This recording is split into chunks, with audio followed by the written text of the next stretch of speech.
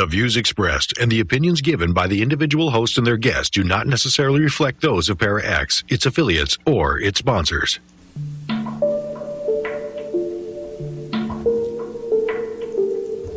In the darkness lies the unknown.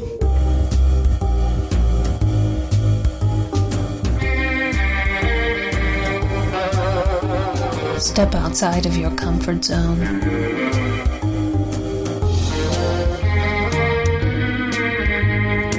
See the world with a whole new perspective. Join us and experience the unexplained on the Paranormal View. And welcome everybody right here to the Paranormal View on the Para-X Radio Network. I want to thank everyone for being with us tonight, those here in the chat room and those listening from around the world. We appreciate each and every one.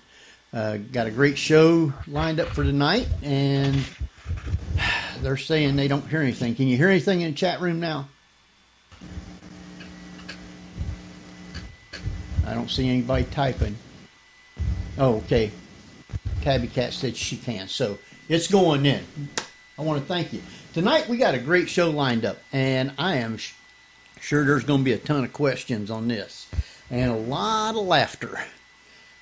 So with that, I'm not going to waste any time.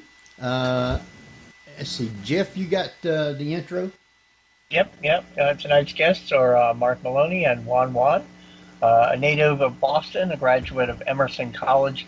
Mack Maloney has written more than 60 novels, including military thrillers, men's action adventures, science fiction, and historical fiction. He created the long-running Wingman series, and 1 million copies sold. For 3 years, Mack was a columnist for Turner Broadcasting's TrueTV.com conspiratorium website, and he has also worked as a consultant on a company working for U.S. government on anti-terrorist programs. And Juan Juan has a degree in computer science, a BA in business science, and is the owner of Gabriel IT Consulting.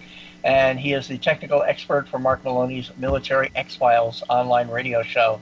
Juan Juan is a U.S. Navy veteran, worked in anti-submarine warfare operations, and was posted in the U.S. base of Guantanamo Bay. So welcome, Mack Maloney and Juan Juan.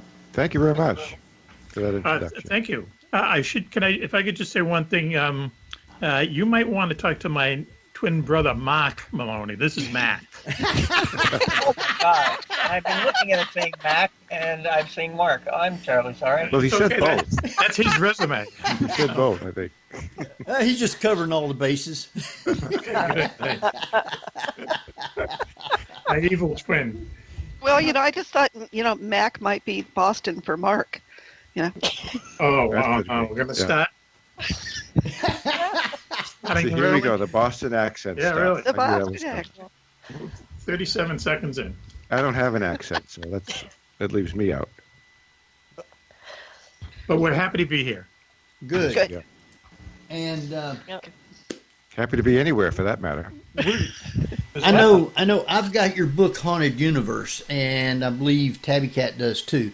But you've got a whole bunch of other books that I'd like to get some of them later and have you on talking about them too. Sure. I know going through this book, there was some things in there that that I was reading that I hadn't heard about. And I live in Ohio now, but I lived in North Carolina for about 20 years. And I never heard of the thing called the poop monster.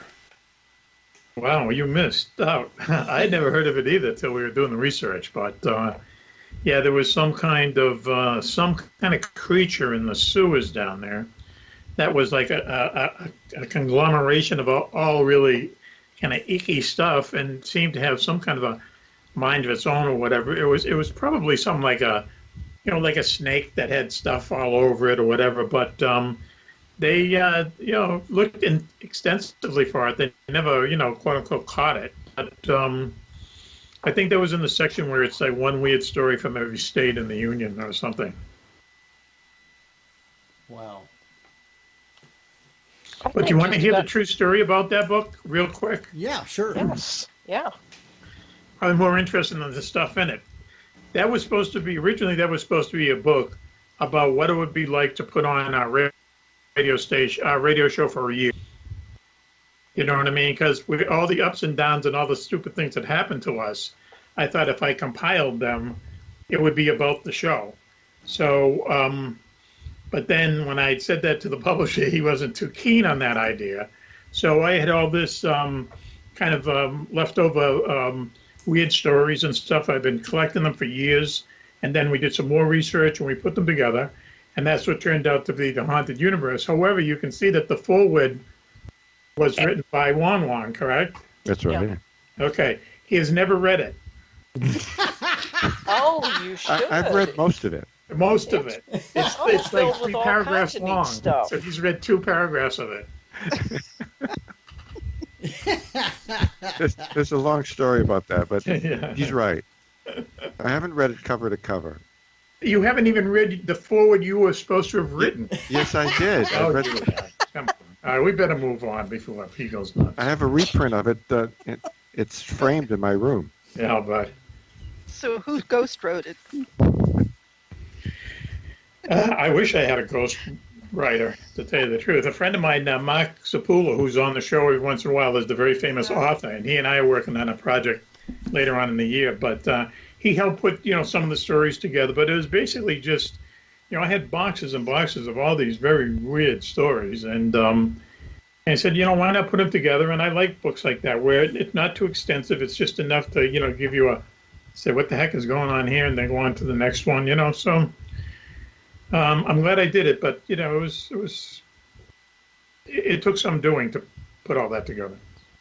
Well, it's a great book from the sense that you can pick it up, pretty much flip to any page and just start reading. Yep. And that's really nice because you're not too in depth in it that you can't put it down and pick it up later.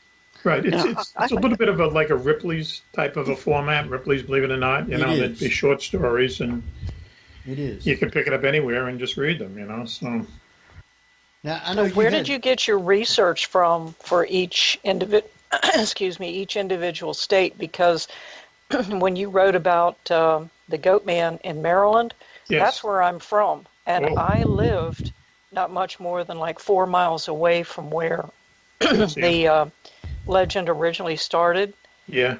And to be honest with you, I was never afraid of the idea of going into that area. Oh, wow. Even at night. I used to ride my motorcycle through those roads, even at night. Oh, thanks. I never thought anything of it. But yeah, it's been around for a long time. And as far as I know, people, especially boys, are still scaring their girlfriends into cuddling at the idea of getting the Goat Man after them. Wow, that's a long road to a kiss, but I guess. Yeah. Why would you bring a girl down to a place where she's going to be scared? Well, because they're going to hug on them. The girl's going to get scared. They're going to hug on him. He's going to be the hero. I see. Yeah. Okay. Yeah. Was it a truth or dare kind of thing? Is that what's going on there? He looks like a goat. It's really pretty grisly story, if I remember. Yeah, it is. It sounds like a long road to a bad teenage slasher movie. Right, exactly. Yeah. Yep. They could have made one out of it instead of that idiotic Blair Witch. Yeah, no. They laughed all the way to the bank, that's for sure. Yeah, they did. Oh, no kidding. I mean, that was... So most of these were just articles that you picked up from newspapers or wherever, and... I had always collected these very, weird little stories. Even when I was a newspaper guy, I would come in the morning and I would rip it was the UPI wire back then, and United Press International, they'd always have 3 strange stories every day, and I would just put them aside, and they were just odd stuff, and I kept some of those, and then I went to work for Turner Broadcasting for their website called Conspiratorium. And my job really was just to come up with 10 ideas, 10 photo captions, and then they would match it to the pictures, and I wouldn't have to do any work. And, it was a nice paycheck for the little work I did. But in doing that, I went through hundreds of stuff. I'd Google stuff. I knew stuff. I'd just for the hell of it, look, the 10 craziest, haunted houses in New Hampshire and pick one, stuff like that. So you were Kolchak. I was Kolchak, yes, without the hat. I would never wear that. So did you actually believe, both you and Juan Juan, I mean, you're doing this show and you have all this paranormal stuff coming on there. How much of it do you actually just take with a grain of salt, or do you actually believe in the paranormal? Well, I think we're skeptics sometimes because some of the stories that we may come across have the look and feel of being BS. So we want to make sure we kind of vet those things before we, one, get a guest on the air to talk about it, and two, we don't like to, broadcast something that's absolutely crapola, right, Mac? Yes, for sure. It's a fine balance, I'll tell you that, because sometimes we have guests on who, we had a flat Earth guy on a couple times, and yes, and he and we don't believe in the flat Earth. At least I don't. Do you want one? No, I don't. No. And but he's one of the most entertaining guests to have on the show. He's a good guy, and he's just a really entertaining guest. But on the other hand, I've been in interviews where where the guest accused me of being a Mossad agent because I thought 2 airplanes flew into the towers and that they weren't blown up from within. Oh, no. Right? So, it runs the range. But as Juan said, and a lot of times, we do have new guests every once in a while, but we do have like this roster about, I don't know, 30 people, would you say, 30 Juan? regulars that we can count on. Just go back to them. You know that they're always going to be good, and they get the show, and we know them. We trust them that they're not going to come out with really crazy stuff. And we have fun with the content too. It's not like yes. Going to school. It's not like you have to take notes and then there's Q&A afterwards. It's high we energy. Like the flat Earth guy. We don't let his flat Earthness get in the way. Cloud get in the way. Yes. His expertness on other things. I noticed that you challenge him too.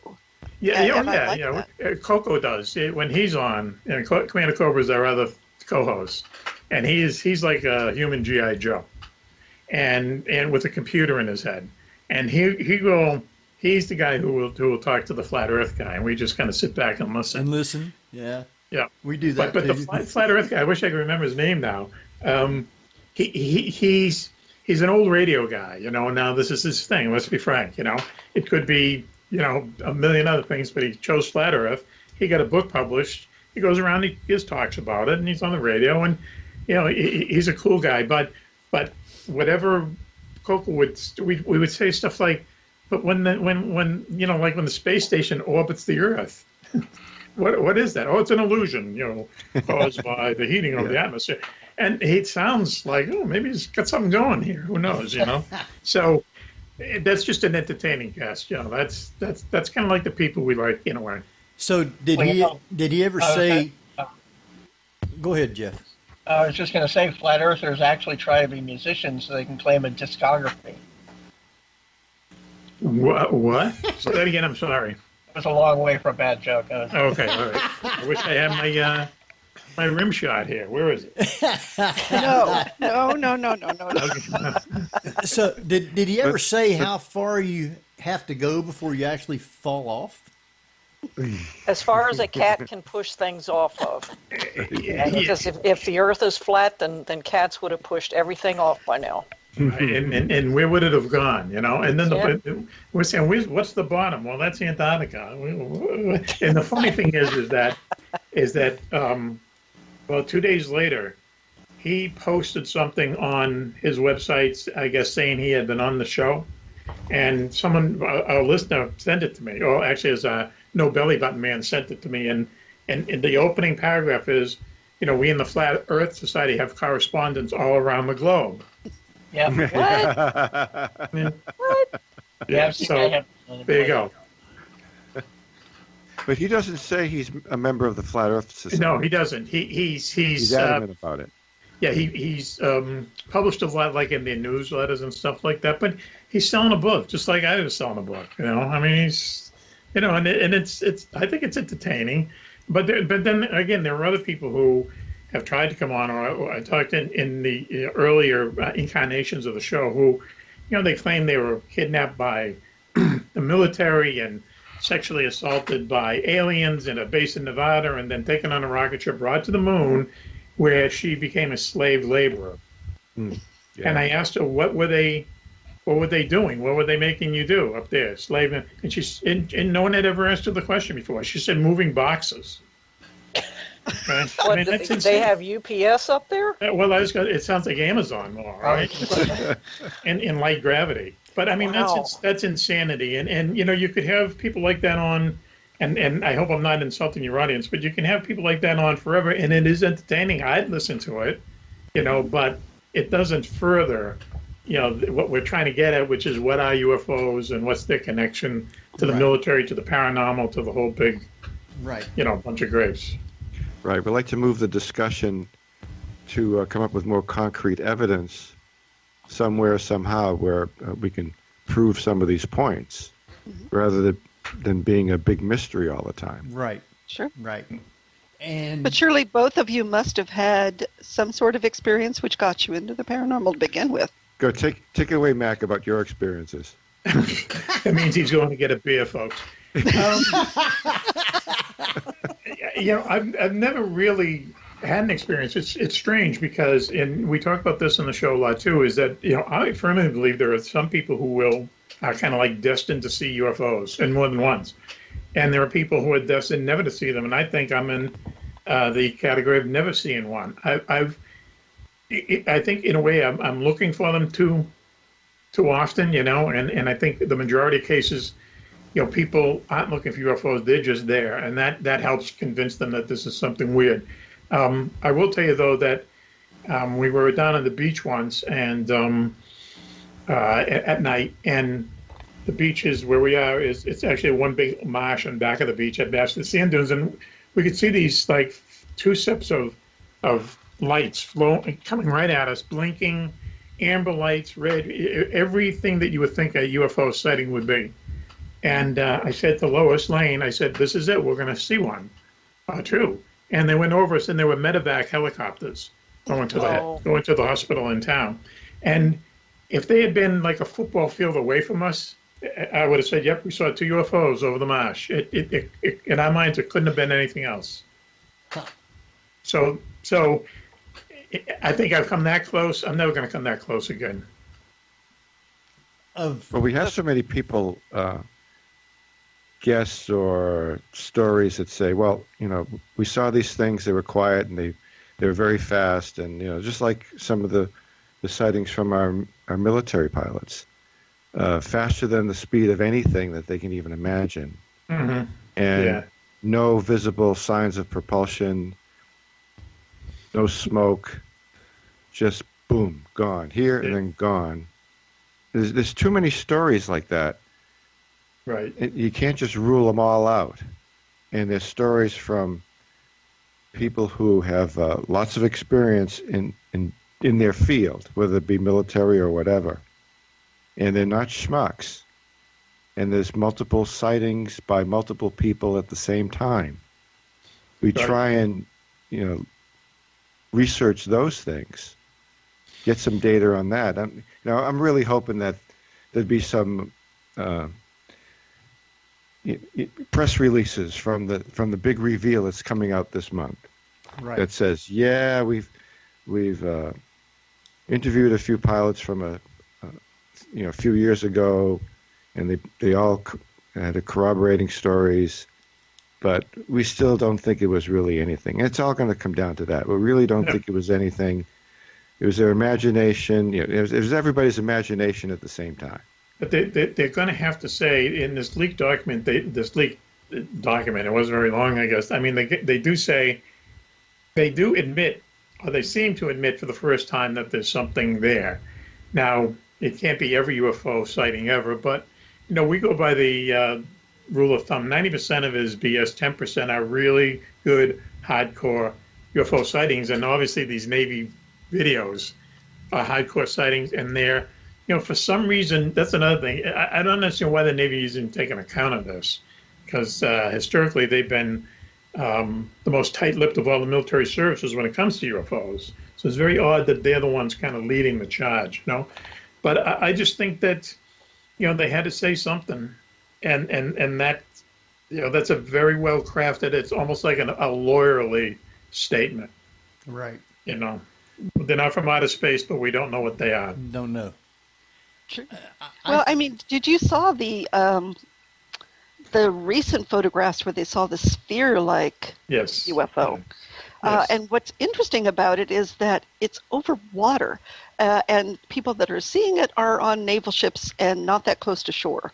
So there's no light pollution. There's probably very little commercial traffic. Lends a lot more credence to the idea. They're certainly, in my opinion, they're certainly doing things to get our attention. Lately. Yeah. Lately. I wish they'd drop leaflets or something. Who? Look. It's hard to say. It's funny to say, but look at it from their point of view. They obviously are of some higher technology that we probably can't even understand, and they know how to turn it on and turn it off. And if they show up, they know millions of people are going to see them. Look at the Hudson Valley sightings. Literally tens of thousands of people would see these, these boomerangs going down the Hudson River every night. They don't hide from us. People think that they hide from us. They don't. And I think just lately with these, I know these videos are old, but it kind of spurred to bring out new ones. And then there's this whole incident of those destroyers off of San Diego, which we were just talking about. They're like 100 miles out to sea. Who's controlling those things?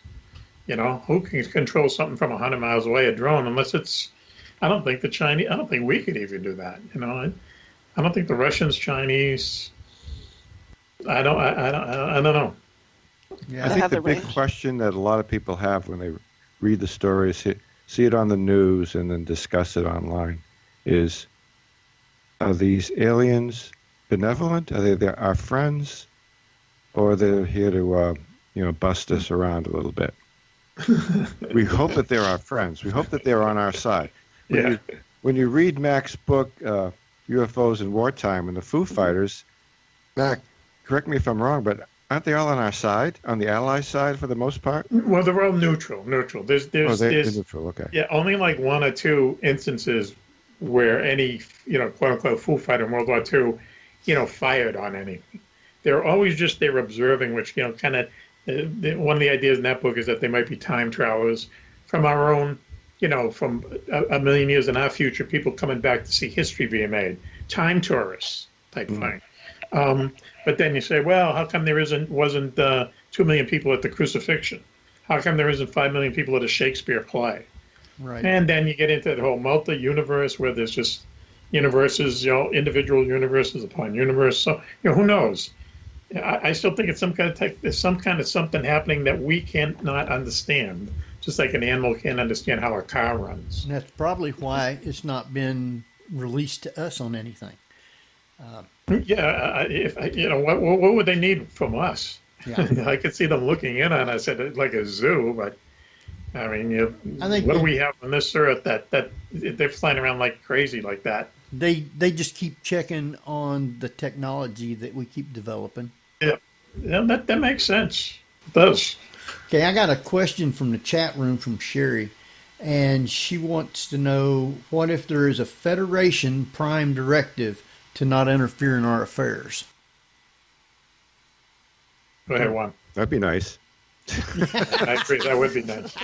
I'd like to, maybe there's a press release on that. Let's research that one. That's pretty good. That'd be funny. Yeah. So we come up and say, well, we actually came upon a prime directive from the Venusians. Wow, I don't know. I would love for stuff like that to happen. I would. Yeah. Growing up, man, all I read was science fiction, and all those, they're still in my head. All that kind of stuff, Robert Heinlein stuff, Isaac Asimov stuff. Always had that kind of slant to it. Well, we've had all that kinds. Supposes alien ethics, right? Well, yeah, we assume that they won't have any, though. That's the funny thing, you know. We assume that they're going to just come in and kill us all or something. I don't think. I mean, if they was going to do that, that had already happened. But it seems that way, yeah. A long time ago. Yeah. Well, here's the thing. Could they have already destroyed a civilization and we just don't know about it because all the evidence is gone? Mm-hmm. Well, there is a lot of evidence that something on this Earth happened very dramatically around 12,000 years ago. And I had to research a book having to do with this. And I don't know if you remember the guy who wrote a book about how he proved that the Sphinx was actually at one time covered in ocean water, and that it was much, much, much older than it was like 15,000 years old and not 6. And there's a guy named Graham Hancock, I think his name is, and he goes around all the different things that happened that seemed to happen in the world around there. And one of the theories is that there was really a thriving civilization on Earth, and something ended it. And we are the survivors, as you said. We are. We rose from the ashes. We rose from the ashes. Wow. It sounds like history keeps repeating itself, like Atlantis. Right. Once it was destroyed, then civilization kind of, leveled out for the longest time, and we couldn't figure out how to do things. And then all of a sudden it built up again, and then suddenly the pyramids were, being built and everything else. You kind of have to wonder and scratch your head. Well, why does knowledge get lost, and then all of a sudden, bing, somebody thinks of it again? Yeah, I think it's pretty amazing how the pyramids got built in the first place. Right. Yeah. And some of these other geological phenomena that we discussed on the show on the Mack Maloney Military X-Files. Like the how the heck up in the Andes and stuff. How the heck did these things form? We can't even recreate them. Who built them and how? We can't even recreate them with modern construction techniques. It's 400-ton slabs, 5 miles up on an Indian mountain. Well, big block. Let's put some rollers down and push it up. Yeah. Yeah. Okay. Yeah. They'd still be doing it. That stuff I think that is lost history. Something, really odd going on there. Well, they're still finding things on Earth today. I mean, in the jungles and stuff like that. It's been buried for centuries. And yeah. I also think, I always wonder what's under Antarctica, because it wasn't always like the South Pole, Right. No. But it's buried in a lot of ice now. Yep. But, what was going on there?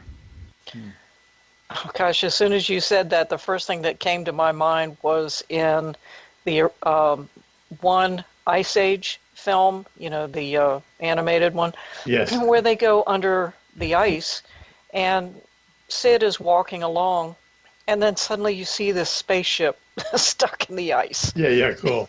I'm thinking, is that a possibility that something is there? Well, they've had the perfect covering for millions of years, but I just know at one point it wasn't. It wasn't like a South Pole. And then there's another thing. I don't know if you ever heard of the Admiral's map. You hear that? It's literally a map of Antarctica, South America, and South Africa, like the Southern Hemisphere. But it was created in 1400 or something. But when you look at it, you say the only way they could have done this is looking down. I remember seeing that on a show one time. Admiral Tias map or something, and it's like, well, where'd that come from? Yeah, and it's very accurate too. Yeah, that's what's weird. That's what's scary. It's like, how in the world were they able to get all of the exact dimensions and everything of all these continents, unless they were from the air? I mean, all these inlets and miles of rivers and stuff that they got accurate. How would you know? You couldn't have sailed it in a lifetime. You couldn't have sealed all the ins and outs in that map. So, I don't know. How'd that happen? There's too many stories where we inject what our knowledge is about technology and how we use it and try to apply it to these whacked out stories, and we go, wait, we can't do it with our tools. It's got to be something else that we don't know about. Because, we think that we have the most brilliant minds on this planet, regardless of what country they're from. Anything that's ever been discovered, I think we've probably discovered it, and we're starting to work on other planets, but we haven't really investigated what's going on in the oceans and maybe subterranean. Right. There's probably a lot of stuff locked up there, and we just haven't dug deep enough. Look for it. Yeah. You know? I mean, who knows? Maybe that's where UFOs are. There's a lot of people who believe that UFOs are really USOs. You know, when you think about it, it would be a great place to hide. Well, if they can fly in space, who says they can't fly underwater? Well, they just did a big thing on Josh Gates' show about USOs having bases just off Catalina Island here. Oh yeah, Catalina Island is like infamous for for UFOs. We have a guy on named Tony Cisneros, and he does UFO tours, and his favorite place to go is Catalina Island because I guess when you go out there, no matter when you go out there, you're going to see something happening. You know, it's a very kind of odd place. I always wanted to go there. Wow. Wait, there are UFO tours? UFO tours, yes. Really? Yes. Oh. Yep. Alp Ventures. Tony Cisneros. Well, and he's putting one together. Now that things are kind of on the go again, but he's kind of a frequent guest on our show, and he's a really good guy. So, what are your thoughts on Skinwalker Ranch? Because it seems to be both military and UFO related. Go ahead, Juan. I think I hit it. I don't really have a good thought on it. I think we think that it's a lot of bunk going on there. I agree with him. Okay. Yeah. I have a question for one or both of you. When it comes to all of the USOs, because of all the satellites that we have orbiting the Earth right now, and the fact that these satellites are so sensitive that they can actually pick up on hidden structures and everything under even jungle canopies, and they're able to even see huge fish under the ocean, like big, huge, enormous congregations, I can't think of the word, of fish under the oceans and everything. Why isn't that our satellites haven't picked up on some of these things that are supposedly coming up out of the water, especially at like Catalina? Why aren't our satellites picking these things up? Or are they, and we're just not being told about it? Well, I think it's radar imaging satellites. That's what they do. They can actually, throw radar signals into the ground from outer space and see what is underground. And I know that they do work in the ocean, but I don't know what the depth of something like that is. And another thing, and then I'll let Juan talk, so he won't complain. But another thing too is that the idea of UFOs, going in and out of the ocean all the time. They don't talk about it very much, but the U.S. Navy has all the oceans of the world basically under mic, okay? There are microphones spread all over every ocean, and they can pick up, and Juan knows this more than me, they can pick up any noise anywhere. That's why when that Indonesia flight crashed there a few years ago, and it was like a big mystery, I kept thinking, well, why doesn't the Navy just, see where there was a big splash on this huge network they have, and they never did, so who knows why, but if UFOs are going in and out of the ocean all the time, they would certainly be picked up on these microphones. Yeah, we would have an audio signature of that recorded a long time ago, or many audio signatures, and you match them up and you say, okay, these don't match any kind of surface or subsurface vessel that we know of. So what the heck is it? And we have these cables underneath. Actually, they're laid down on the floor of the sea too, and with tons of these little microphones. I forget back in the 60s and 70s, they called it Sonus something or other. Yeah, right. It had a really weird name, right? I forget I forget the name of it now. I should know it, but I forget what it is. And they've been laying it down there forever and tracking ships of all sorts all the time. All the time, yeah. And the antenna in Michigan somewhere, there's some gigantic antenna or something. And there's supposedly an antenna for it at that place in the middle of Australia there, that very strange secret place that I wrote about, and I can't remember its name now. But this is so. If you want to believe them, and why not? They basically hear everything that's going in the seas around the ocean. I mean, they've recorded, the famous bloops of like 1960 or something, the 60s or late 70s, like these noises that they cannot identify. You can go on YouTube and get them. And they're very strange. They're like really way out, and that's how they pick these things up. In the middle of the South Atlantic Ocean and stuff. Well, so if they're that's, I'm sorry, Barbara. How big advances have there been made in sonar? I mean, surely that there's enough ships out there that can actually track some of this stuff that is underwater. I agree. I mean, who knows? But I guess if they're smart enough to be able to, fly in and out of the ocean, which a couple of those videos actually show them going into the ocean. And then disappearing someplace. Yeah, and then disappearing, and just that you brought that up real quick, and I'm going to let Juan talk after this, but we have a lot of stories where, I talked about a lot of stories where people will see something flying weird. The ghost rockets of Sweden is a very good example, where lots of people saw these rockets, and they more resembled, our cruise missiles of these days than anything else, but this is back in '46. And lots of people saw them go into lakes in Sweden, Finland, and Norway. And up there, the lakes are crystal clear. There's no vegetation on the bottom because it's always so cold. So divers would actually go in the lakes and there'd be nothing there. Yet, 100 people saw this thing go in and splash in the works. So maybe they have found a way, as you just said, to once they hit the water, they disappear. Yeah. Well, wouldn't that be some type of stealth technology? The same way that, they have, almost like mirrors. And even during World War I, they used to paint aircraft, from below. They would paint them blue underneath and kind of a brownish or whatever above as their own stealth.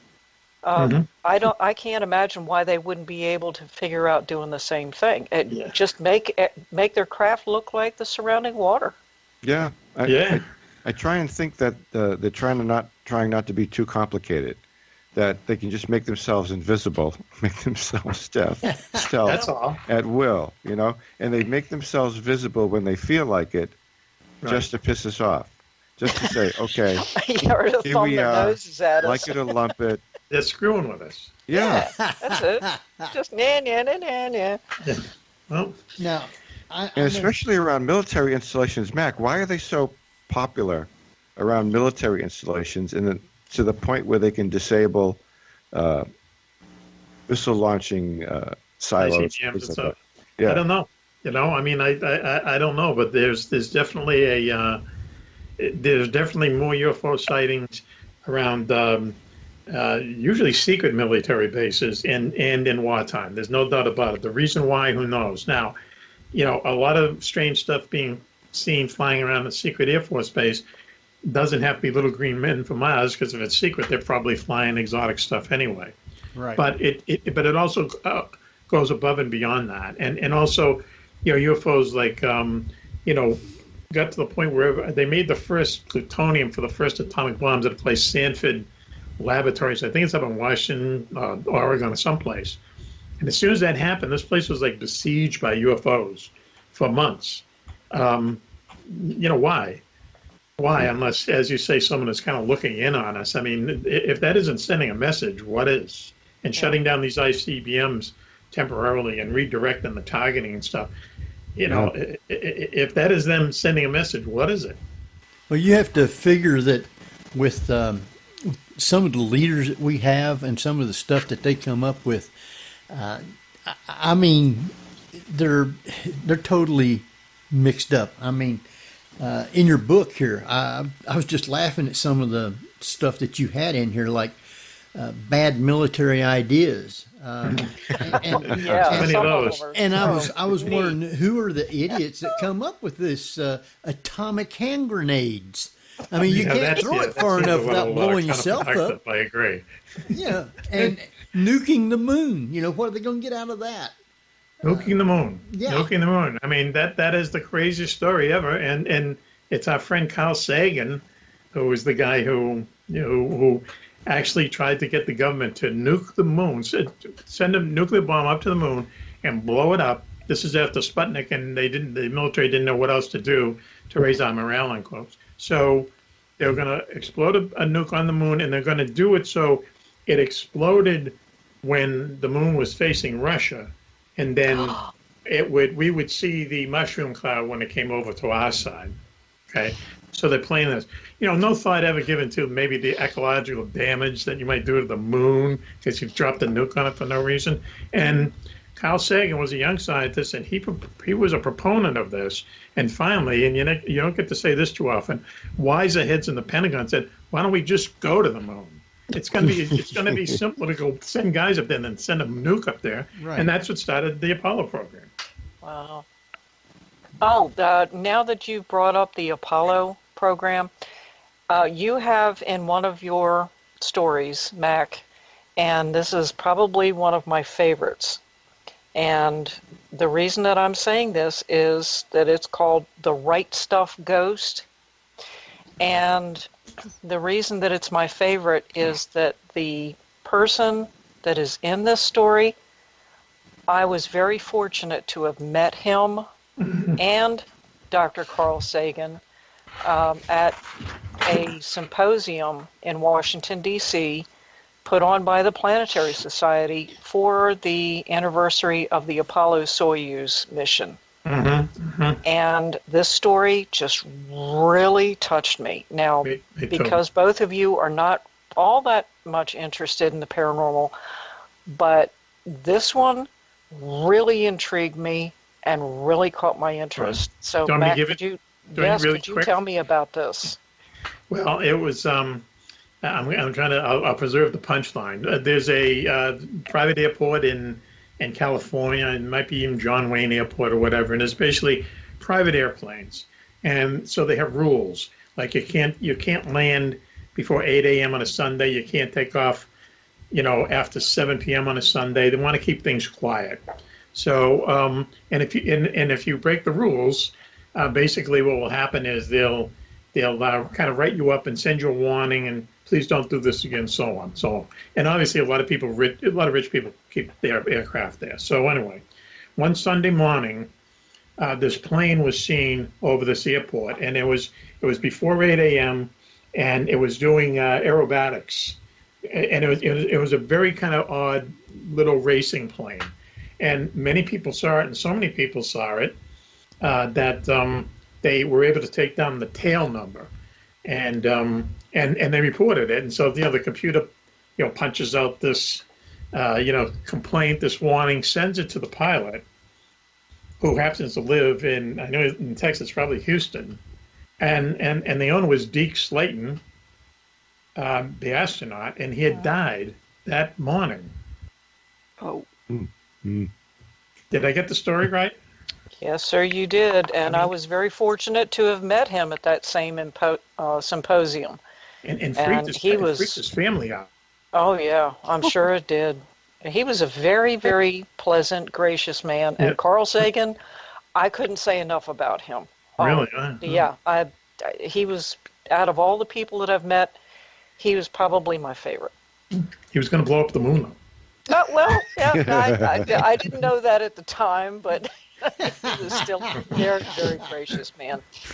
Very pleasant, loved his fans, loved to talk. Nice man. Yeah. Well, you get these astrophysicists, and, they do strange things, blow up the moon. You get people like Brian May, who's, lead guitarist for Queen, or, yes. Music theory, and he's a rocket scientist. Yeah. He got his doctorate. Is that right? He got his doctorate after Queen broke up. In astrophysics. He actually is was one of the consultants on the Mars project for the Endeavour. So, yeah, he's actively working with NASA. Yeah. He's an interesting guy. And just he lived the rock star life. It just is a little bit of speed bump on the way to getting his doctorate in astrophysics. I was a rock star for 30 years. Sorry. Yeah. But he also built his own guitars too. Do you know that one? He built all his own guitars. Really? Wow. Guy's phenomenal. Yeah, that was great. I wonder if he hangs out with the coach of the Patriots. Why would he do that? No. They're both rocket scientists. Oh, jeez. Wow, really? Sorry. I like the one you had in the book, No Fred and Wilma, Looking Back in Time. No Fred, Wilma. Yeah, No Fred and Wilma. Like Fred Flintstone. That's a great title. Yeah. We just had the best discussion last night regarding the Flintstones and the crossover with the Jetsons. Mm-hmm. And that little tiny alien, I think it's Gizmo. Yes. Gizmo, yeah. Yeah, Yes. we could never remember that whole thing. And, we were all thinking, what if that cartoon was actually accurate? And that's how we came out of the Stone Age. As Fred and Wilma? Yeah. Yeah. Well, never say never, I guess. It was. I always think it'd be hard on their feet, though, with those cars. You got to start the car. You have no shoes on, and you got to get it rolling. Well, if anybody's ever driven a Volkswagen, they know exactly. So, yeah. Well, that's right. I did have a Volkswagen. I had to power that by my feet every once in a while, too. Actually, the alien in Flintstones was the Great Gazoo. It's Gazoo. Yeah, Okay. Gazoo, yeah. Okay, but you know what that was from? I mean, did you ever read Superman comic books? Yeah, I don't remember Anyone? Gazoo. No, I know the comic. Yeah. They had a guy named Mr. Mixweizuckelperk, and he was Mixtaplex or something. yeah, he would show up You and get rid of him by making him say his name backwards.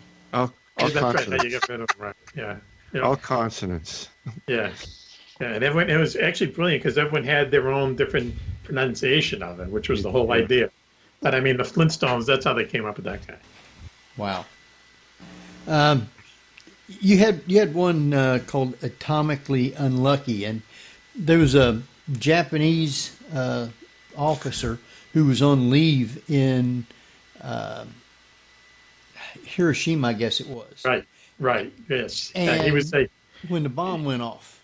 Right. He was an engineer for a naval construction company. And he was in Hiroshima on business when they dropped the bomb. And he survived, made his way out of the city, and just vowed to get back home. He did. His bad luck was he lived in Nagasaki, and as soon as he got there, they dropped the bomb there. So he's the only guy who survived both bomb drops. And he lived to, I think, 93. 93, I think it was. Okay, so this is a lucky man. Yeah. I thought that was real interesting. Well, he turned lucky, I should say. He had some bad luck back in the war. Wow. It's hard to believe that he didn't suffer some sort of radiation. Yeah, really. He got injured in the first Yeah. one. Yeah, he was injured in the first one, right? Yeah. But he somehow made his way to Nagasaki, which was only like 3 days later, I think, or 3 or 4 days later. Yeah. So, yeah. We had a trivia question on the other night. How many A bombs did the U.S. have after they dropped the 2 on Japan? None. None. Yeah, none. No, they didn't have any. What would they have done? If they had, you know what I mean? No, we don't have any more. Sorry. Didn't we lose one off the coast of Georgia, too? Yeah, not during the war, though. No. Not during the war, yeah. Oh. Yeah, there was an airplane crashed off of Georgia that had nuclear weapons still in it back in the 50s. And I don't know if they ever got them back or not, but... No, I think they're still down there. Broken Arrow, yeah. I always like the line in that movie where he says, I don't know what's concerning that you lost a nuclear weapon, that you have a code name that it could happen. Oh, no. Yeah, there's... I don't know, not to scare everyone, but one thing I was reading a little while ago is that when Russia broke up, Soviet Union broke up, they had 8 nuclear bombs in suitcases that could carry in a suitcase, and I think 5 of them went missing. Right. Oh my God. Okay, Oh, they so must have flown Delta.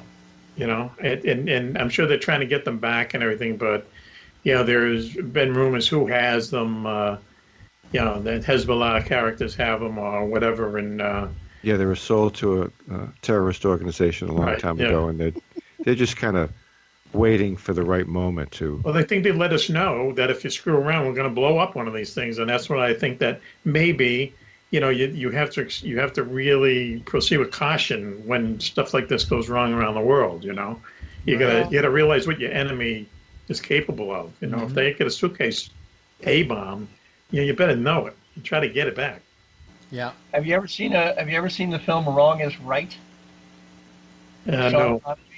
It's a kind of a espionage thriller where they had nuclear bombs in suitcases, and at the end, it seems like they've saved us because they were up on top of the World Trade Center and they were recovered, and it gave an excuse to attack this Gaddafi-like dictator who still had the bombs, which turned out it was this weird dark satire of the whole film, and that it was just a red flag so they could attack this country.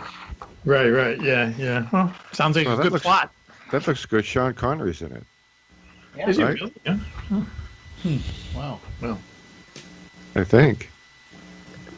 Anyway, I Now you believe so. You got a chapter in there Yeah. about secret bases around the world. There's some that you had in here that I'd never even heard of. Is it just? I mean, I think do we- that's Because they're secret. Yeah. it's because it's secret. yeah, well, I mean, do we know Very that hot they're there research. or just suspect it?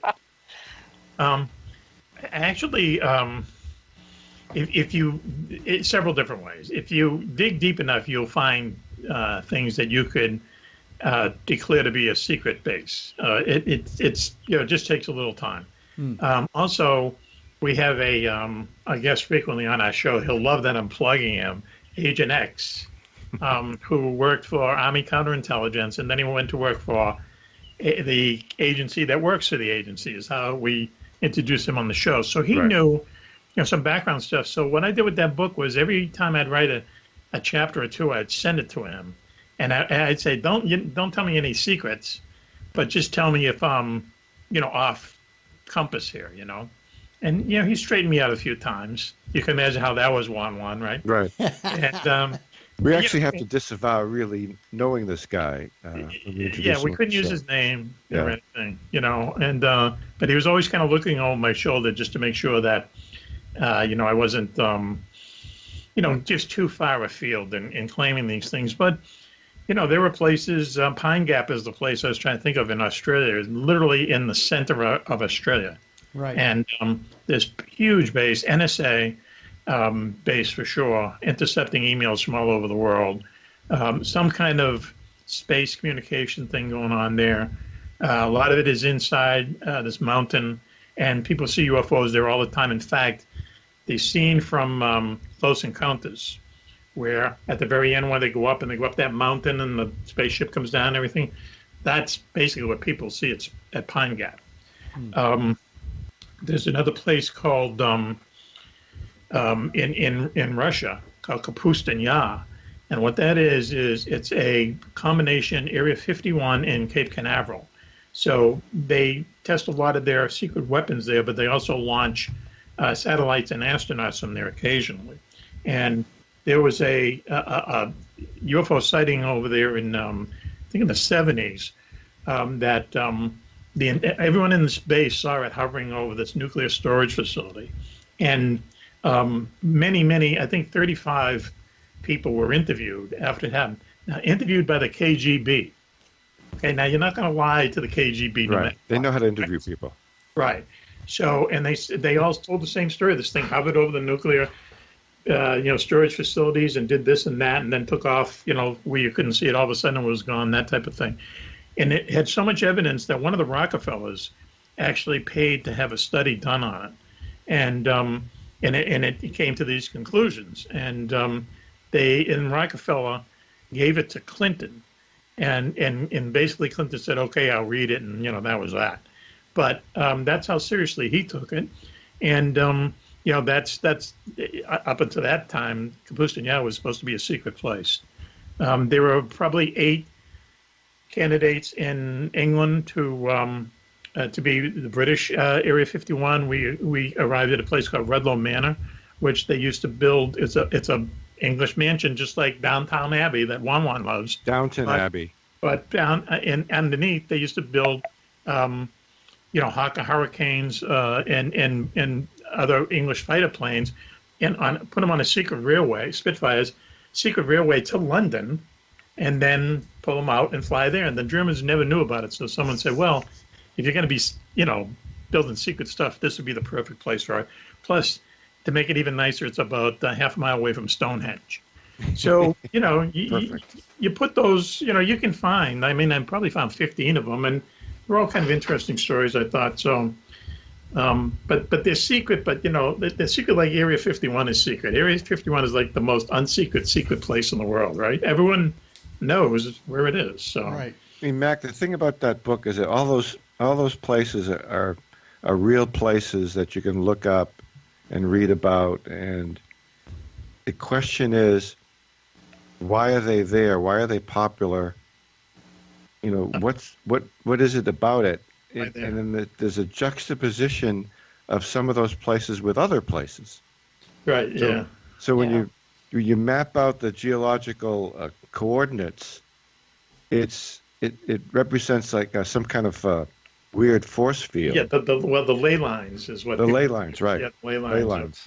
Very, very odd thing, but if you look at them and you listen to the people, who came up with this, and basically, if you look at England, you can see everything is connected by ley lines. Mm-hmm. Every old established city, a village, or whatever, they're all connected by ley lines. Mm-hmm. And is this someone's imagination, or is this really something?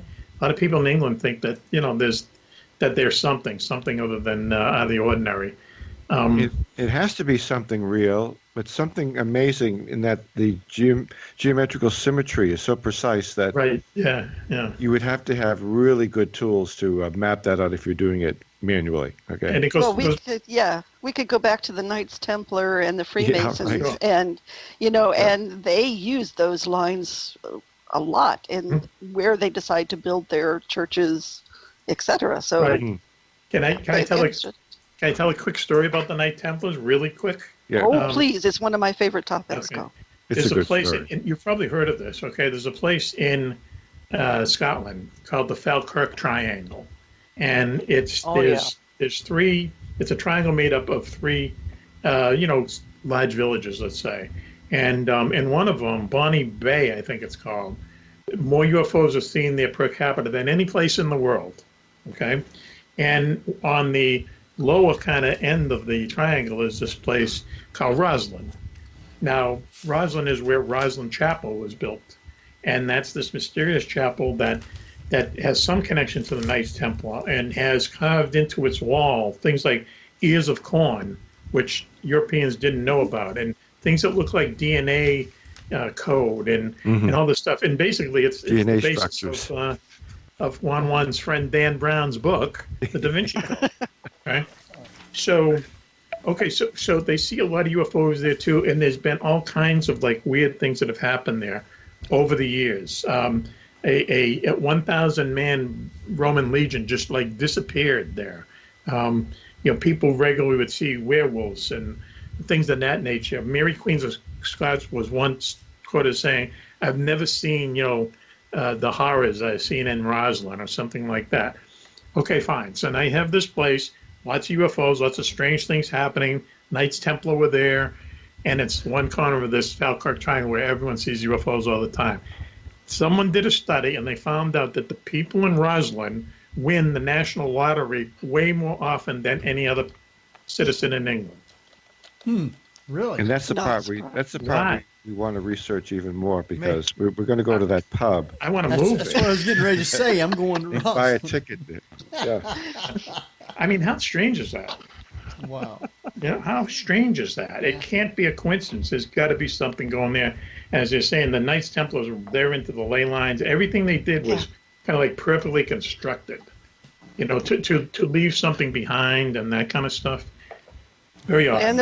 And the triangles too. I mean, we were talking before about Oak Island and the triangle there that was built from a swamp area. Mm-hmm. And you're talking about triangles in Scotland, and the triangles at the pyramids, because a lot of what they were into was pretty much esoteric stuff from the Essenes and the ancient Egyptians. Mm-hmm. So yeah, strange. Something odd going on there. Well, I mean, in there, how far back does it go, and where did they learn that knowledge? Because it doesn't seem like it is stuff from an ancient age. This is more like quantum physics level. Well, a lot of cultures studied the stars and navigated by the stars. Maybe they just didn't just navigate. They actually got this wealth of knowledge from these stars. Mm-hmm. Which are, planets. You'd have to get a code. Planets that blew up a long time ago or whatever, and extrapolated knowledge from all of these places, and built these amazing geographical structures and these enormous places of worship. Listen, hey, Juan, I'm writing this down. You just written my next book for me. Thank you. Uh-oh.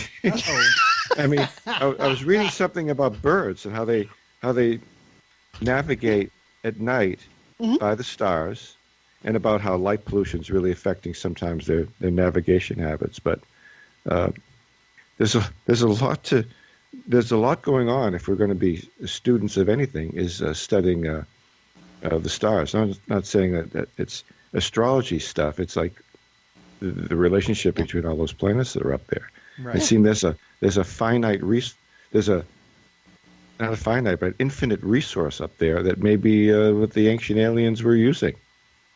Well, they knew something we didn't. There's your tool. I don't know. Or what is the connection between the Nazca lines and the stars? I often wondered if they were actually mimicking planetary constellations. Yeah, or right. Astrological Yeah, yeah. Wow. And an airport.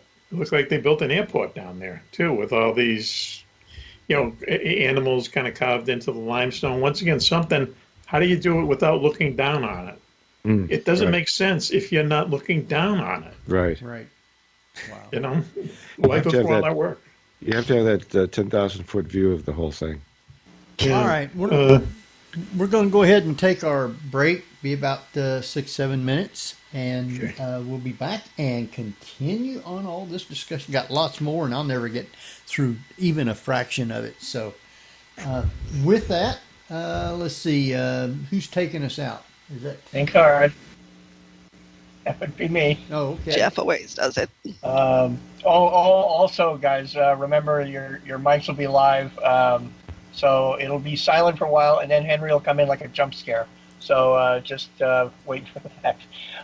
Anyway, you're listening to the Paranormal View on para-dex.com with your hosts Henry Foister, Ceiling Cat Barbara Duncan, Tabby Cat Cash, and myself, Jeffrey Gould, with tonight's incredible guests, Mack Maloney and Juan Juan. So stay tuned for more of the Paranormal View after the break.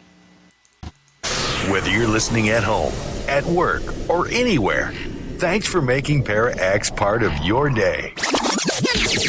Your source for everything paranormal, Para-X. And welcome back, everybody, right here to the Paranormal View on the Para-X Radio Network. I want to thank everyone for being with us tonight, those listening here in the chat room and those listening from around the world. We appreciate each one. Tonight we have with us Barbara Duncan. Hello, everyone. And speaking of around the world, where do we have listeners at? Tonight they're coming in from the United States, all over the United States, the United Kingdom, Canada, Spain, Belgium, Australia, and Norway. All right. Well, Australia too, huh? Yeah. Large crowd tonight then listening. Okay, and we also have with us Tabby Cat. How you doing, everybody? And we got Jeffrey Gould. Hello. And we have our great guest tonight. And I wonder who they are. We got Mack Maloney and Juan Juan with us. Yes, sir. Glad to be here. I'm glad you guys were able to make it tonight. Okay, big question. Juan, Downton Abbey versus upstairs, downstairs. Please. I didn't. You just watched half the earth. I've been asked that question a lot, and I can't get into upstairs. I've watched upstairs, downstairs, and I kind of like it, but I'm not a big fan of it. Okay. Downton Abbey, with all the video that's out there, all the resources, all the things I've subscribed to online, if I can't find anything that's really going to pique my interest before I go to bed, guess what? I'm playing an episode of Downton Abbey. I'm going back through season 2, and the next episode I click on is going to be the Christmas special, an hour and a half. So you admit it puts you to sleep. I better have. It's a sedative in one way because the stories have a lot of emotional content. We talk about my box of clean. My fans should have the box of Kleenex ready. Well, I have my box of Kleenex ready because of the drama between Matthew, Mary, and the recently passed Lavinia. Yeah. What happened? What happened to you? It's Wasn't like unbelievable. the Christmas episode the one with George Clooney? George Clooney was in it? No, what? Or no. maybe he just did it. Maybe he just visited the set. Yeah. Maybe. Never in the episode that I know. Spirit. Even he was smart about it. The thing that gets me, though, is Julian Fellows hasn't done anything decent since then. Not even close. And it blows my mind that his stuff has been so stinky compared to anything. Not just compared to his own work in Downton Abbey. Downton Abbey was fantastic. Can I ask you a question, Juan, about this? Are there any episodes where they get into a UFO and get abducted or anything good? I wish they did. I'm always waiting for. I'm waiting. They might be doing another movie, and maybe they'll get into. They did a movie. They did a movie. Oh, they did a movie where the Queen of England visits Downton Abbey. Yeah. And, who else? Okay. That concludes the PBS segment of our show. It's just a great show. As a long-term listener of the Mack Maloney Show, I'm always interested in what got Juan interested in Downton Abbey. Well, because honestly, I would have rather watched football. Instead, I was watching Downton Abbey now for the last, I don't know, watching that stuff for 15 years or so. Something happened to me physically. Oh my God! Maybe an alien invaded me. I don't know. Now it's sounding good. Good. I would have been watching, live Van Halen concert or something, but instead I'm watching Downton Abbey, not just once, but like 6 times. Hey, stop eating the tofu. 6 seasons. This could be a case of possession. It could be. How cool would that be? There's something about it. There's so many good characters in it, and you talk about character development. They really did a good job with that. Let me just say this: if there's a devil, inside there, Juan, if you could hear me, please come out on the show. Okay, 6 to 8 Tuesday night. I must be weird because I have never seen a single episode. Really? Seriously, I have never seen a single episode. I never got into it either, and I'm an Anglophile. Yep. Yeah. Interesting. Well, then start getting into it. There's no time like the present, and it's on Netflix, right? Yeah, it should be. Yeah.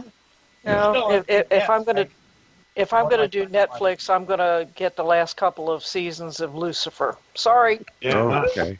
Yes, that's coming back. Wow. Yeah, I'm looking forward to the last season coming up. Yeah. Between Netflix, Amazon Prime, and all the sub-channels underneath Amazon Prime that I've subscribed to, including Mac Reels. Yes. I can't find that Heart episode. Oh no. Yeah. It's probably on YouTube. It goes from season 2, episode 2, like Motley Crue, Led Zeppelin, and then It's the some first episodes. As regular listeners to our show know, Juan was a roadie for Heart and had a love affair with Nancy Wilson, the blonde guitarist. Oh wow, juicy. Well, he's embellished the story just a little bit, but the love affair part. He wouldn't do anything like that. She was teaching me some licks on the guitar. Oh, wow. We're a live show. On the bus. I had special seating engagement on the bus with Nancy Wilson. Okay. But seriously, I was a local crew union guy for Heart and Cheap Trick for a couple of times, actually. And I was offered a job to go on tour with them. Wow. As a real roadie with them to go to Europe and the Scandinavian countries, and I had to leave my day job to do it. And then my wife said, "Don't leave your day job. Don't leave your day job, and don't expect to come back to your family." It was kind of like that. It's a wise woman. Now you in this book, you have all kinds of different little facts and stuff. You got like in there, like sound does not travel in space. Yeah, isn't that odd? I never knew that. So did. Well, come on. You mean Star Wars didn't get it right? Apparently not. Oh no, I guess not. And they are not flawless. Well, you didn't even realize in space no one can hear you scream? Well, that's right. So, yeah, right. But there's no noise in space, and I guess it just never dawned on me that, So how does radio waves go through the space like that? I mean, it's got to be a radio vacuum. waves are different. Yeah, They're radio totally waves different. is an electronic kind of thing. Okay. Yeah. Where sound waves, it has to push air in some fashion. They create sound. Okay. Right. Right. You create sound, and sound can ride on water. It can ride on air. And there's Sound coming out of your speaker is moving air, and that's basically it. But in space, how's that going to work? See, and what I wondered too is, so if you're up in the space station, nothing makes any noise up there? Or does it make noise because it's pressurized, Wani? There's air on the space station, so Yeah, it so would. it would travel through the air. Yeah, wow, huh? well, they talk. Well, I've often wondered if the people in outer space aren't using 2 Dixie cups with a piece of fishing wire. You mean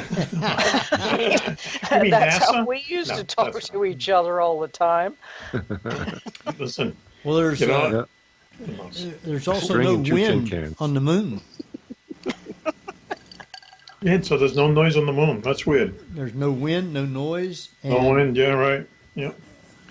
So Amazon wants to put a distribution facility, I think, on Mars, right, or something. I mean, we're gonna populate all these places. Yeah. We need a distribution center. Yeah. Well, it's going to put the workforce. I wonder what the hourly rate is going to be, though. Yeah. Yeah. Well, there's going to be a Starbucks there, not too long. Has to be. They So better find a lot of Martians because they put those on every corner. Yeah. I think that would get the alien community rocking and rolling if we had Starbucks. Starbucks, that would be the way. Yeah. Yeah. Well, Okay, good. tell Yeah, that us could be the like- secret weapon that we. Instead of that peace and understanding crap, you'd go with Starbucks. Right. That's not going interesting. to fly. Tell us about someone is buried on the moon. Oh, well, that's the guy from Space Cowboys. That's who's up there. no, is it? I Bring can't them Buried on the remember. moon. There's ashes up there, right? Yeah, someone did bring somebody's ashes up there and scattered them around, right? Oh, I didn't know I that. don't know if I Right. was- Right. I know Gene Roddenberry's ashes went up into either a satellite or Right. some of Yep. his ashes. Yep, he did that, and someone did bring somebody's ashes to the moon and spread them around. Maybe the last astronaut there might have done it or something. I think. Or it might have been, yeah, or maybe they might have just sent some kind of a probe to the moon, and this person's ashes were in that probe, and they let them out. It might not have been the astronauts, might have been but someone's ashes are up there. There's a bunch of tardigrades up there now. I know that for a fact. So those What little are they? tardigrades, those little microscopic Little water bears. water Oh. bears. Yeah. Yeah, they say there's a lot of water on the moon. That they said for years. If we could find water on the moon, that's all we need to know. Because Well, you go no, up there and make tardigrades people. are called water bears because they look like these little bears. And Water they bears. survive Okay. in all kinds of environments. So it's possible they're still alive up there. Oh yeah, I've heard of those things now. Right? Yep, they last for a long time. They can live on meteors going through space. Thousands Right. of miles an hour. So Wow. very There's strange. Dr. Eugene Shoemaker. Yeah. Oh, that's who it was. His The comet guy. Yeah. cremated remains. Yeah, were Shoemaker flown. Levy. Yep. Wasn't that the one that the comet was named for? Yep. Yep. Yep. Man, I remember that. Wow. That's pretty weird. So before we get too late in the show, I want to switch gears a little bit because you also were involved with music. Yes, that's true. So, I feel like I have to admit, Mack's a rock star, big time. Yeah. I feel like Juan Juan and I are doing a two-man act here, like a comedy act at Giggles or Mr. Yucks or something. The Yuck Brothers. The Yuck Brothers. Hey, it's better than mac and cheese. Oh. So, yeah, the answer is yes. Yep. Okay. Can we extrapolate just a little bit on this? Or can you talk about it? I know you have some music out on Amazon. Right. A short version, basically just been interested in music like really all my life. And I'm not a musician, but, I've always been really interested in it. So I've had opportunities along the line to get together with, I know a lot of musician friends, so, a couple times we were able to kind of put everyone together and we did the first album, which was called Sky Club. That's the name of the album. And then we've been forever working on the second album. That was, the working title is Roswell, but that might change. And that's something we hope is going to come out in some way, shape or form this year.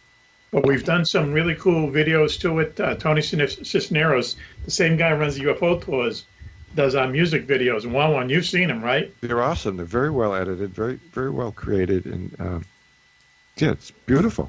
Yeah, they're really good. He can cut on the beat and all that kind of stuff. So so that's what we're doing. It's kind of a hobby, but we've been one thing I'm most proudest to say is that after we finished the first Sky Club album, a singer-songwriter from Boston who was on the show the other night, Cynthia Smith, came to us and she hired us to produce her album. And we didn't really know what we were doing, but we kind of did that. We played all the music, we did a lot of the lyrics. She did the singing, we produced it, and it came out cool. It was cool to be paid, not a lot of money, but it was cool to be paid to do something like that. So of all the music stuff that I've done so far, that's the one that I like the most, to tell you the truth. Yeah. Wow. Yeah. So what else is on the bucket list there? Wow. I mean, you got, You music. don't want to know. Oh, yeah, probably not. Yeah, no, I mean, it's, I don't know what, He wants to win a Grammy for this too, by the way. So this next record could be an award winner. is my mouthpiece. Thank you. My pressing. But we have, once in a while, we have the people from the show, who did the music on the show. Every 2 or 3 weeks, we do a musical X-Files now. And, we just do it because we talk about music all the time. We probably talk about music more than we talk about UFOs and stuff. When you say Juan? Right, yeah. So, in our spare time, we talk about music a lot. We do. On these various newsletters, and we just talk about music and some of the personalities involved around music. Yeah, there's always good stories. So we started doing this musical X-Files every 3 weeks or so. And Matt Maley, who's the bass player from Counting Crows, he joins us regularly. We've had like the guy who does the music for the new Star Trek, and whose name is Vic the Wop. Vic the Wop, and he's proud of it. That's his name. That's his name. And Star Trek continues. Right, yeah, Star Trek Mr. continues. Vic. Yeah. And we have the current keyboard player from Kansas on the show. Yeah, Kansas. Yeah, Tom. Oh, Brisbane, wow. Kansas, and they once again, but even though the Rockstars, they kind of roll with it. Like, so we always ask 10 top musician jokes. Mm-hmm. Okay, and I don't know why, but we found out that like every other musician joke is about a trombone player. So, or the drummer. Or the drummer. Yeah, it's almost like the drummers are almost like, that's too cliche. Now you got to pick on the trombone players. And there was one of them, what's the difference between a dead chicken in the road and a dead trombonist in the road? And the answer is there's a far enough chance that the chick was on his way to a gig. Oh, no. Ready? Here we go. Oh, no. Yeah. Wow. So, how do you get a trombone player off your front porch? paying for the pizza. Oh, ow. This is the level we were at. Okay, so. But if you're really looking for content, we do special shows on weird rock star deaths or rock stars that committed some kind of strange death to somebody else.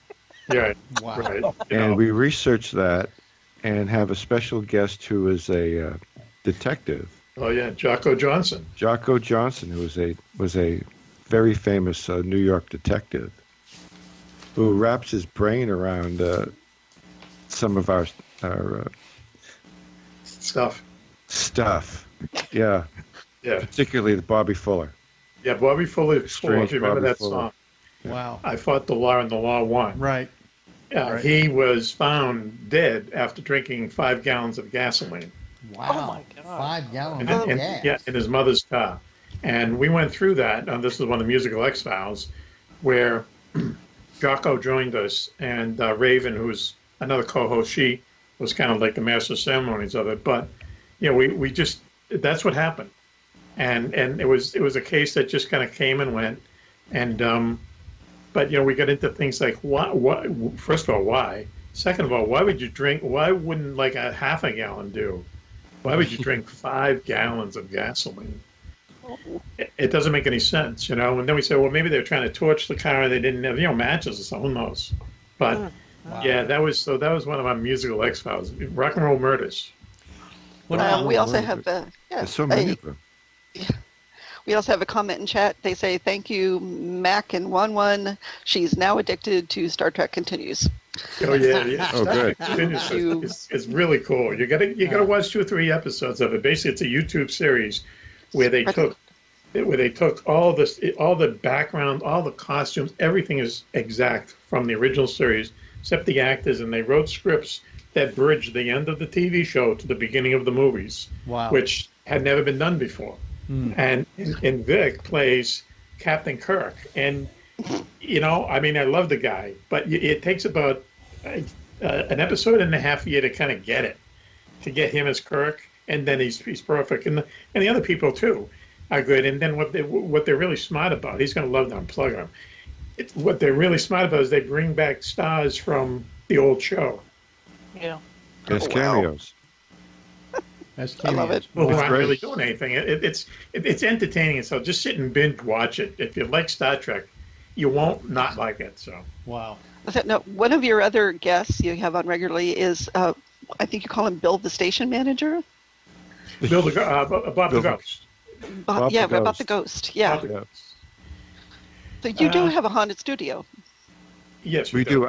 I've seen him. Mac hasn't seen him. When I'm in the studio, we double team our show in this radio station studio. A friend of ours has a cool radio station, Exeter, New Hampshire, and I face the door of our studio, and I see this guy walk by in like a pair of chinos, and I thought, he was into, empty the wastebaskets or something. I didn't know who this individual was.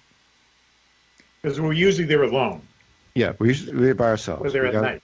We have the key. We're alone. We do our show, and we leave. We lock up.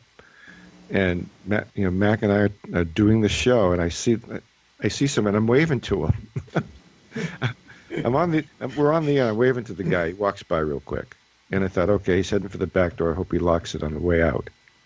And there was no person that was in the studio that night. In fact, we searched the place. Yeah, we looked around to see who it was. We took a break. We looked around.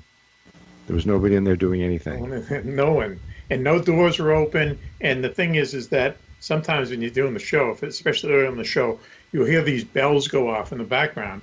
That's the front door of the radio station open and close. So you can hear someone coming in there. And the way the station's laid out, everything else is locked up by the time we get there. So what this guy was doing there, it was always kind of like this mystery. So about 2 or 3 weeks later, we somehow bring it up on the air out of the blue, and the lights in the studio went out. Remember that? Yeah. We just freak out on the air. Half a second power failure. As soon as he said Bob the Ghost. Just in the studio.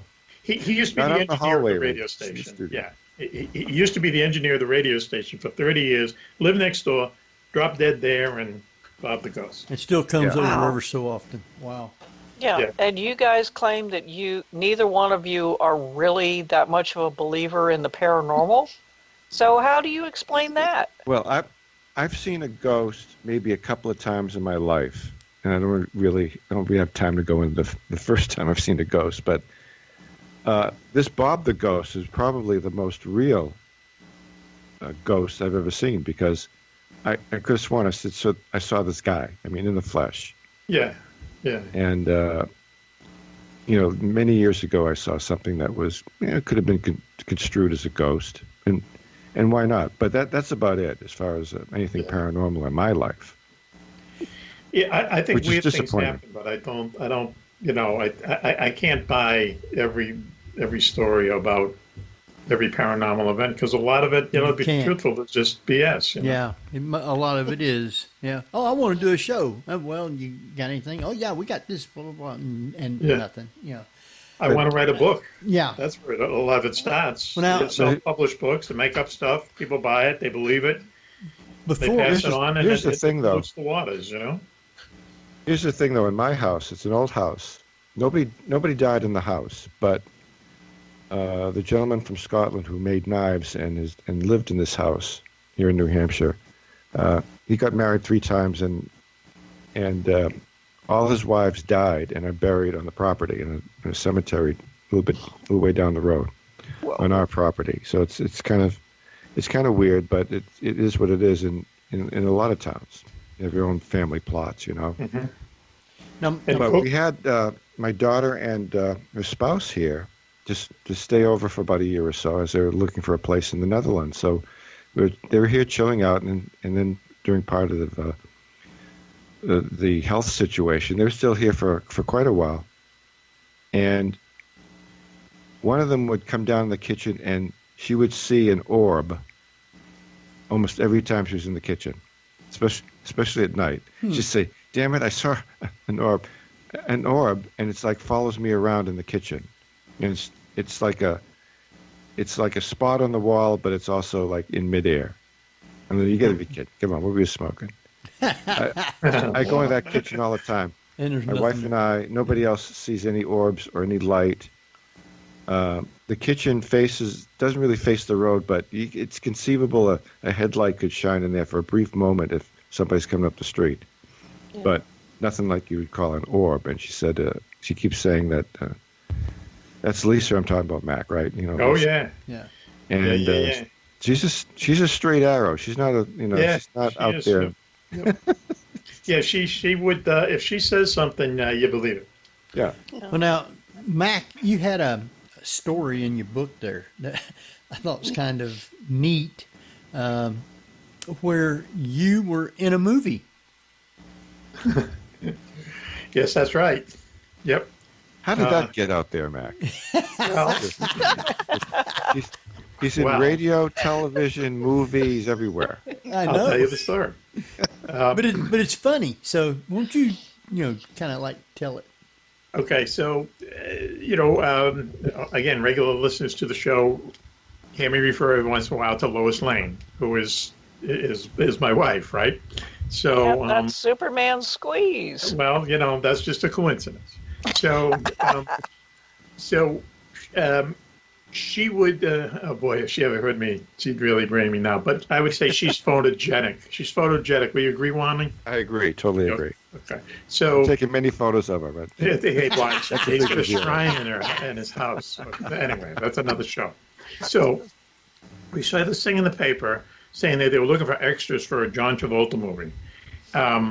And to come down to a nightclub near Fenway Park in Boston where the Red Sox play and go through the process of being an extra. So it was a 4-day thing, and it took me to the 4th day to talk her into just going down. So we go down, and we're in the Avalon nightclub, Juan Juan. Remember that enormous freaking place down there? So in long lines, and you're just going from table to table to table. She's doing it, and I'm just standing there with her. Out of the blue, this guy comes up to me and he gives me a red ticket, like you'd win in a carnival. He says, "Hang on to that. We'll be making an announcement later." And I swear, I thought I won like some door prize or something. What else could it be? So finally, we all go into this big auditorium, and they basically say, anyone who wants to be an extra, just show up at Fenway Park at like 5:30 tomorrow morning, get paid $40, don't wear anything other than summer clothes, and you get a sandwich at noon. And like 90% of the people got walked out. But they did say, anyone with a red ticket, stay behind, please. So everyone is gone, and it's myself and 2 African-American women. And at this point, and my wife, and we can't figure out what is going on here. So finally the guy comes up to me and says, we're looking for, people to be in a certain scene. And you fit the profile if you are interested in doing this. He's talking to me. And I'm like, well, how about, so I say, yeah, why not? So anyway, they take my picture, they send it to Hollywood, I get a call, and they're making this movie about, it's called The Civil Action. And John Travolta is in it. And I have to go to this place, which is the old Woburn Insane Asylum, which they've turned into a hazardous waste plant. And John Travolta is this crusading lawyer who finds, like contamination in the water of Woburn, Mass. It's a true story. So, but the scene I was picked for were all these guys who were working undercover in a hazardous waste dump, right? These real villains. So we stayed there for 4 days, and I was in a scene, and it was cold out, but I got lucky because the scene that we were in was, it's basically people moving around barrels and stuff like this of toxic waste, but myself and this other guy get in a truck, close the doors, and pull out into this kind of courtyard where people are working around us. It took us, but we shot about 3 days of it. Lucky for he and I, we could sit in the truck while they were setting stuff up and goof off, listen to the radio, had the heater, and that was it. We got paid $110 a day, lots of food, lots of gambling when you weren't, on the set, and they told me afterwards if I was interested in more parts like that I should contact them. And I said, well, what do you mean? What kind of parts? He goes, bar rooms and prisons. So anyway, so if you watch that movie, you're typecasted already. Right? Yeah. Before I even start, if you ever see that movie, there is a truck that like goes by, and it's not even a second. It's not even a second. But to see how a Hollywood movie was made was interesting because I did go to film school as one on those. And that's right.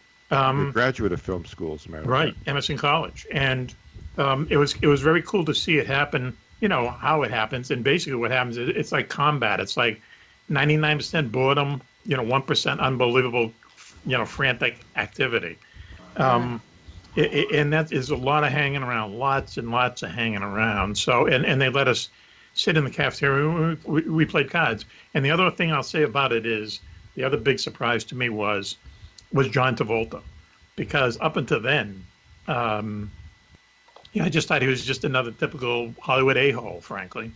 And but he came around to everybody. He made sure that he met every person on that set, everybody.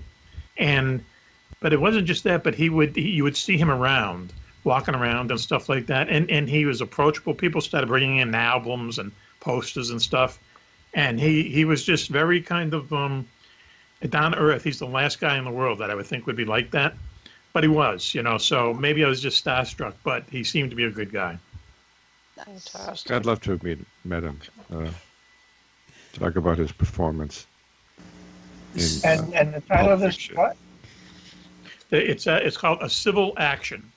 A Civil Action. Like I said, it's no great. It's not an Oscar winner, but he plays this crusading lawyer who kind of got them to stop contaminating the water in this city right outside of Boston. And it's one of those kind of movies, And I should say, apart from the fact that I'm also an actor, back in high school, I spent a couple of weeks in Woburn. Oh, really? Yeah. In Woburn, really? Yeah, and I always love the fact that it's pronounced Woburn and not spelled that way. But we, my high school choir, we did. I don't know how our choir director arranged this, but the Woburn choir came to our little town in New Jersey for a week or two, and then we switched, and then we went to Woburn for a couple of weeks, and it was really nice. I literally learned how to roller skate in Woburn, Massachusetts. Yeah, it's a nice little town. There's nice little towns out there, Waltham, Woburn, towns like that. Everything is See, what's strange is Boston is actually a really small city. People don't look at it that way, but it's less than 500,000 people. But the suburbs that are around it that just don't happen to be in Boston, are really dense and cluttered and stuff. And some of them are nice, and Woburn's nice, like Newton and Waltham and place like that, Wani, right? Yep, my wife's from Scituate, which is down near the South Shore area. Goes to Cape, yeah. No. Yeah, we live in a nice part of the world. And I'm from Cambridge. I'm from the People's Republic of Cambridge. There you go. It's about 3 bus stops from Harvard University. Yeah. If you ever come to Boston, don't miss Harvard Square because you're missing Halloween every day. And I always ask myself, why am I not smart? Why am I not smart? Join the club, Wawan. I mean, it's Harvard University, and then you walk another half an hour, and you're in front of MIT. Yeah, yeah.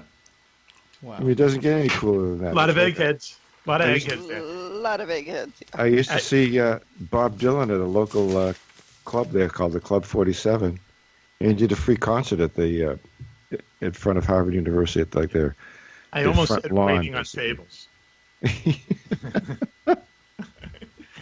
But hey, listen, real quick about Harvard Square, not to stomping you there, Wani, but the book we were talking about, Beyond Area 51, where Agent X is looking over my shoulder every time I do a chapter, right? Right. It begins with he and I were meeting down Michael's Harborside, if you can believe that.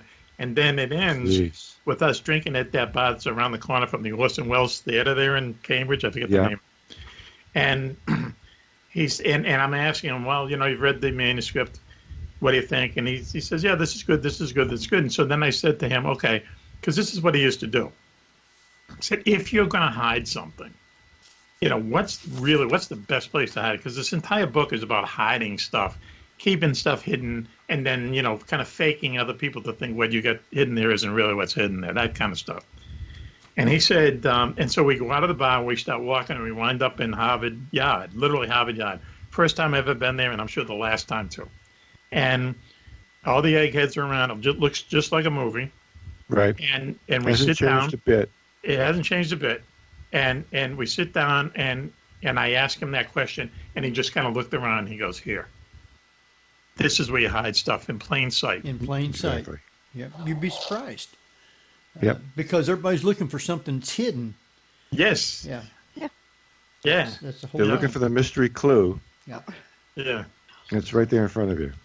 So did you ever get too close to the truth there, Mac, where they had to push it back? No. Who would push it back? True.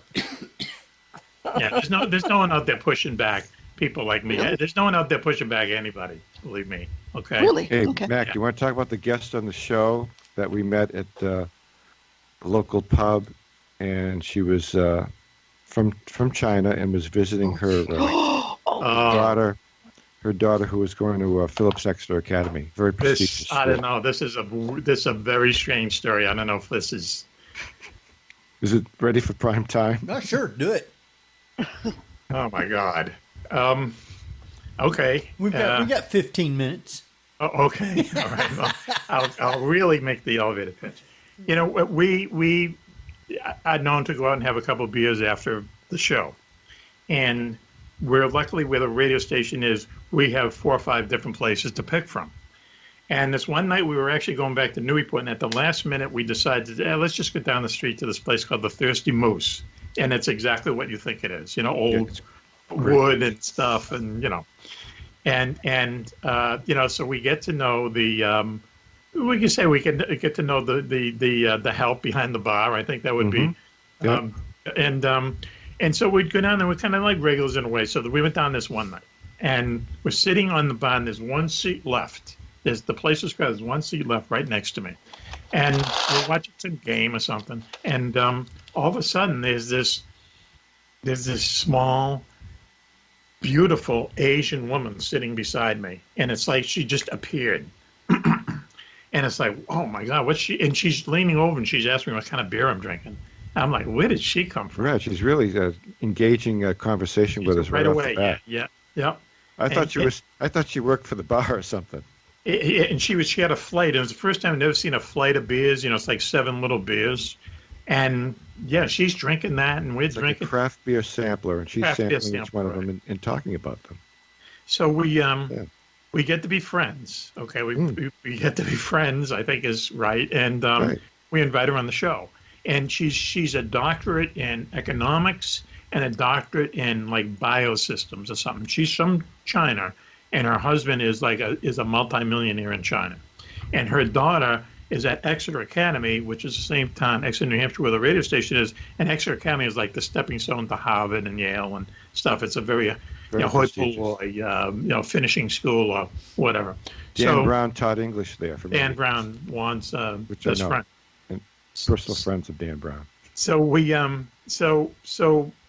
we stay in touch with her, and then we say, well, come on into. This is really cutting the story short. It turned out she was going back to China. Her daughter and her are going back to China. And so we said, please come on the show before you leave. And so she does. And I meet it down at the Thirsty Moose. And of all the shows that Juan couldn't make it, he missed that show. All right, which is the funny part of it. It's awful. So it's myself and then Pistol Pete, who is the guy who owns this network of radio stations. He was there. He's a great radio guy. And Juan couldn't make it, so I said, you want to take Juan's spot tonight? So it's me and Pistol Pete. And this, should we say her name, Juan? Nah. Okay, yeah, just, we'll call her Susie, okay? Yeah, okay. Susie Chang, let's say. Okay. And she was there, and she... That's close to what her name was. I know. And she's, and she's drunk, she's drunk. And... So anyway, so then who walks in but Agent X, okay?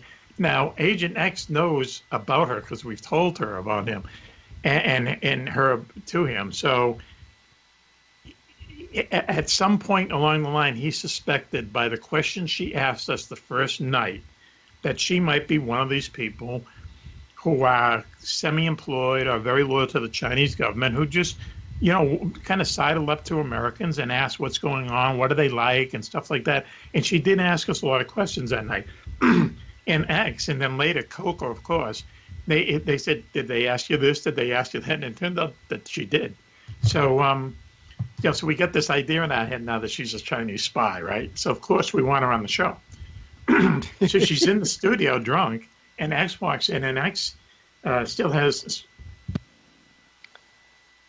still has a security clearance, and he can't be seen with anyone who even is rumored to be a spy. So he immediately freaks up. I pull him in the studio, and I'm telling him, calm down, just, relax. And who's our first guest but this guy from the CIA? Oh, yeah. And those two got into it on the radio, the Susie Chang and the CIA, and we just stood back and let them argue. It was unbelievable. She's saying, I'm not a spy, I'm not a spy. And he said, well, that's what they all say. And it was crazy. Wow. It was crazy. It was epic. We finally end the show. He was. And we go to the Thirsty Moose, and it's Pete and I and X and Susie. And she's all over X. All over X. And it kind of like proved our point, that, of course she found out what he did and then she was gone. Then she disappeared, right, Juan? Next day. Right. We tried to get a hold of her for a follow-up and nothing. She didn't return my phone calls. We had her number. I had her email address. Wow. And I don't know. She disappeared. She wouldn't let us drive her home. She wouldn't let us pick her up. At one point she says, I'm going up to this place, this hotel, and she went in the opposite direction. And she didn't know who the Rolling Stones were. That was weird. Whoa.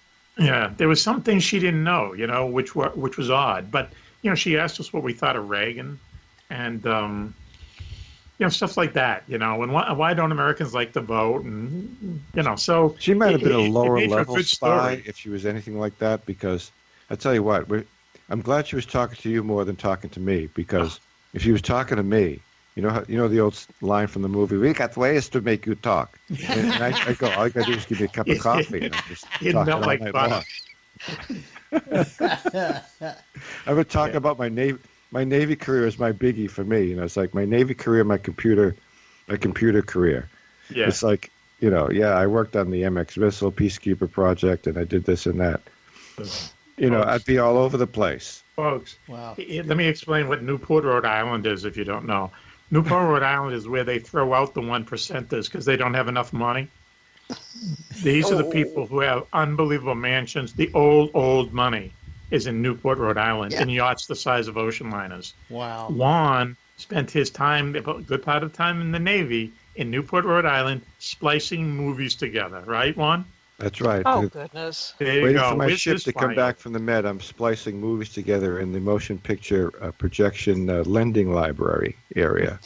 Yeah. Where they issue movies to the fleet, and I'm making sure that every time a movie comes back that the splices are in good shape and that there's not too many of them. If there are too many of them, the film gets rejected and sent back to New York for a fresh copy. That was me. Talking about being in the film industry, that was me. I was literally, for 2 months, waiting for my ship to come back from the Med. And then it came back, and it had no place to go, and I'm commuting from home in Massachusetts to Newport, Rhode Island every day for my job in the Navy. Wow. Unbelievable. To splice movies. That's one of our stories, and that you can't make that stuff up. It was just so funny. The whole thing was just like so bizarre and funny. And when we do go out, we run into some bizarre and funny situations every once in a while. And we're not really sure why. It happens. It happens. We do too. So yeah. Maybe sometimes people overhear us or whatever, but I don't know. But we do. People come right up to us out of the blue and just start talking about the craziest stuff in the world. Maybe Mac, if we recorded what we did, if we were wearing a wire. Oh God. Yes. And they said, "Can you believe we actually talked about this the other night?" And I was like, play it back. Because maybe, we're talking out of turn. I don't know. I don't think so. We're talking about, Well, we better get over it real quick. Number one, why would we want evidence like that? Number two, I know. Why do we want to make the show even more complicated than it is? It barely gets off the ground every week. We're walking around with undercover microphones. Who knows what happens? Wow. It's but I think though it highlights that you have to be careful with your surroundings. Be aware of who you're talking with, and we didn't target her as saying, "Oh, we don't want to talk to her because she's Chinese." Right. We were just talking to her like we were best friends. Oh right. Yeah. Wow. No, she really she was very personable. She's personable, know, and I hate to be like this, but she was very attractive too, She was attractive and very complimentary about the area and about the school and being here in the United States. She has to go back. Yeah, she was kind of very modern Chinese, wealthy woman. And Agent X was saying that is the exact profile. That's the profile. Of a freaking spy. Yeah. You idiots. Wow. Yeah, they get really good on our case too. Yeah, they get the brief when they go back to China. It's not been official or anything. We didn't tell her anything. You're back in China, and someone from the government or whoever, the travel bureau, says, "Who did you talk to, and what did they say?" And they're all good little commies, That's why they do it. And these people do. We know they exist, and the guy from the CIA is screaming into his microphone. They do exist, which is that was just right. Just unbelievable that those two are on the same show. But as Cobra said, and everything X said, Cobra corroborated it. We didn't even tell him what X said, and he basically told us the same story. And the thing he said to me, and I hope it doesn't sound, racist or anything, but he said, supposing if she was Iranian or Russian, would you have had suspicion then? I said, absolutely. He says, well. Wow. Yeah, I would have maybe not been suspicious, but maybe toned it down a little bit. Something, yeah. It was really strange. The whole thing was pretty strange. Yeah. Well, how long have you guys been broadcasting on Para X? Oh, wow. Barbara, you'd know more than me, I think. It's been a really long time. It's 4 years anyway. Oh, more like 6? Is it really? Yeah. I think. Yeah, I watched, I don't know, I don't even know when we began or anything. Huh. 6 or 7 years, I guess. 6 or 7 years, yeah. Yeah. Was that the old KGRA show? Was that the KGRA show as well? I don't believe so. I think we started with your Military X-Files, yeah. Okay. because I was on a show with Race Hobbs, who was on KGRA, and if the government was ever going to shut a radio show down, it would have been that one. So.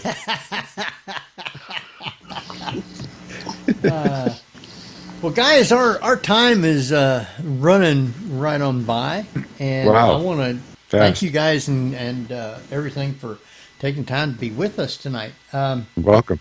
A lot of fun. I want you to give out all your information, where people can listen to you, and when you're on ParaX and everything, and then hang on. We'll thank you after we get off the air. Okay. You go first, Juan. Okay. You can find us on just about any podcast platform. In fact, all you have to do is Google Mack Maloney's Military X-Files, and you'll get about 15 hits on every platform like Podbean, iHeartRadio, Spotify, Stitcher. You name it, we're on it. And all our shows are archived with a clever little synopsis on what the content of the show is. So maybe if you could probably look for the show that we were just talking about. Mm-hmm. And we do the show every Tuesday night. It's edited. It's cleaned up and freshened up. Cleaned up. And goes up on the podcast platforms. What, every Friday? Yeah, we're about a week behind on every show. We don't. Yep. That's why we don't mention any dates or anything like that. We just want to be kind of timeless. But yeah, we're always about a week behind. All right. Well, we're not live yet, but maybe we're not live. We can't. We could never do a live show. You can do one right here on ParaX. No. Listen, we're behaving ourselves. Oh, is that what it is? Oh, yeah. My finger would be on the the thumb button. Yeah. Yeah, all right. Well, I don't know. I'd like to try it, Mac. Oh, okay. There you all right. go. Let's make the show even more complex. I just want to say though that we had a good time, and we have a good time in the show, and our co-host is Cobra and Switchblade Steve and Raven, Favorite Good Witch, and we just have a lot of a rotating cast of characters on that we like them. They're just our friends. We like spending time with them, and we hope people listening in like it too. Yep. All Mack right, Maloney's that sounds Military good. X-Files, Well, available everywhere. Just go to MackMaloney.com and hit the contact button. MackMaloney.com, and you'll get into a different world. All right. Hang loose. You get a link to his books too. Hang loose. We'll talk with you as soon as we get off. Okay, thank Tabby, you. Thank you. Who's our guest next week? Okay, next week we welcome Jonathan and Andy Goldman as they tell us about how they can manage our lives through sound and vibration therapy. All right. With that, we got to run. We'll see you next week then at the same time. This is Henry Foister. Barbara Duncan. Tabby Cat Gash. And we'll see you next week. So good night, everybody.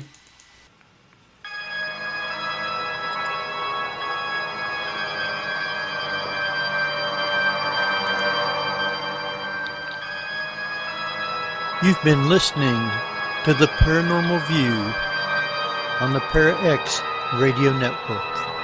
Join us again next week at the same time for more of the Paranormal View.